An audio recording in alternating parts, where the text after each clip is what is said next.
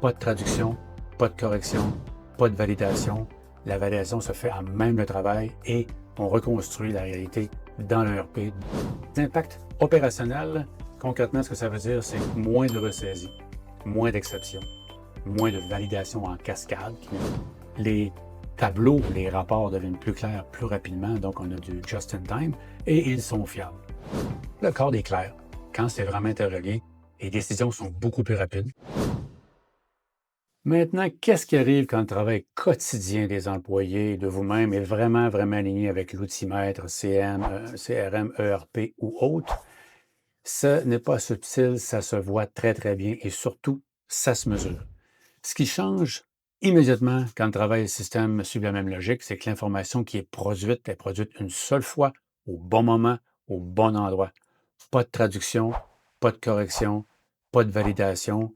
La validation se fait en même le travail et on reconstruit la réalité dans l'ERP, dans l'outil-maître, de façon très, très naturelle. Donc, le système devient un miroir fidèle du travail parce qu'ils sont interreliés directement. Donc, les impacts opérationnels, concrètement, ce que ça veut dire, c'est moins de ressaisie, moins d'exceptions, moins de validations en cascade qui ne finissent plus. Oui, ça prend une validation, c'est certain, mais il y en a moins.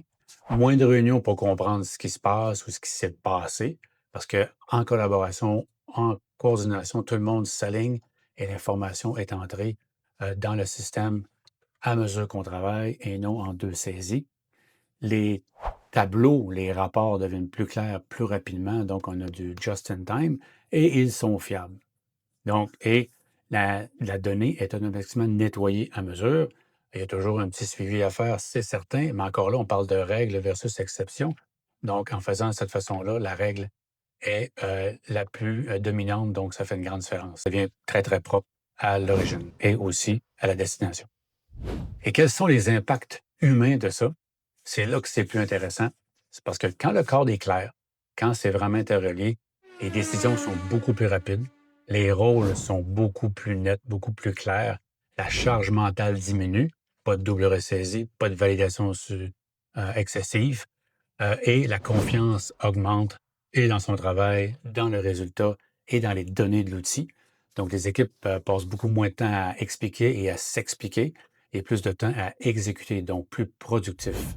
Donc, l'adoption devient beaucoup plus naturelle que superficielle parce qu'il faut que je le fasse, mais ils le font parce que c'est dans leur travail de le faire et ça rentre dans le système de façon quasi automatique parce que le système ne contredit plus le travail ou la façon qu'il travaille, c'est la façon d'entrer les données. Et non, je travaille d'une façon et je dois entrer les données. Maintenant, ce qui est au niveau de l'impact stratégique à moyen terme, c'est qu'il y a une meilleure visibilité réelle parce que ce que tu fais, c'est ça qui va être entré. Et au niveau de la planification, encore une fois, c'est ce que tu fais de façon journalière, par exemple, pour répondre aux clients ou entrer certaines données ou pouvoir configurer quelque chose. Ce que tu fais va être entré dans le système. Donc, il y a moins de dépendance aux autres experts à l'interne parce que chaque individu a plus d'autonomie organisationnelle et le travail qui est fait est entré. Donc, l'outil-maître, il sert comme un centre de contrôle. Il devient un endroit pour avoir la cohérence de toutes les données entrées. Mais dans le travail journalier, on peut avoir des brouillons, on peut avoir des différentes choses qui vont varier, puis éventuellement, bien, ça va entrer dans le système là, de façon, comme je l'ai dit, quasi automatique. Donc, un ERP bien implanté ne suffit pas. Un travail bien structuré autour est très utile. Et un travail juste structuré sans ERP quand ton entreprise, ton organisation en a besoin d'un, c'est pas assez non plus. Non. Mais quand tu as un ERP, le travail bien structuré autour est super important, puis l'impact arrive assez rapidement parce que les gens sont mieux coordonnés pour le faire, sont mieux outillés pour le faire, et c'est beaucoup plus facile et beaucoup de redondance est éliminée. Parce que les deux, l'organisation du travail et l'outil-maître sont interreliés, sont intrinsèquement reliés. Donc, ce n'est pas une question d'outils, c'est une question d'architecture du travail.